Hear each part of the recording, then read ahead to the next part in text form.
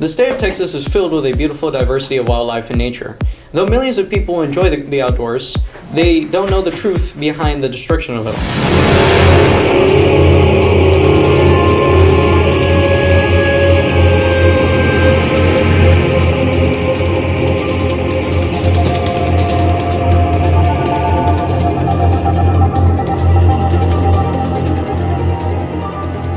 Blankets of suffocating air pollution still dominate the skylines in many countries, most recently seen in striking images coming out of Beijing, China, cloaked in smog.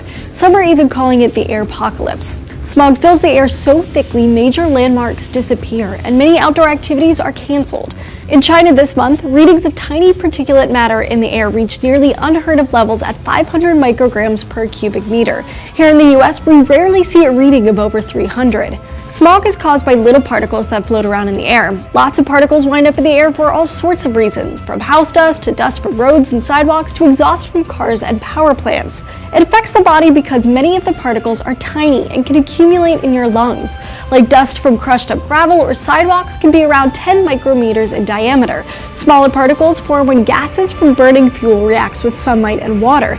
These can be as tiny as 2.5 micrometers across and are considered the greatest health risk.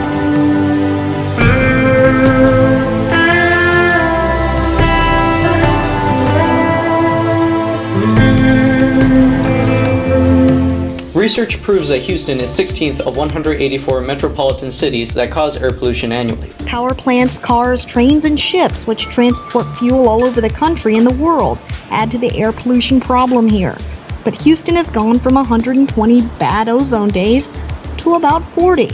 These are days which level of ozone exceeds Environmental Protection Agency standards. So how much can the body handle? Well, according to the National Ambient Air Quality Standards, those small particle levels cannot exceed more than 35 micrograms per cubic meter over a 24-hour period, while levels of those larger particles can't be more than 150 micrograms per cubic meter over the same time period.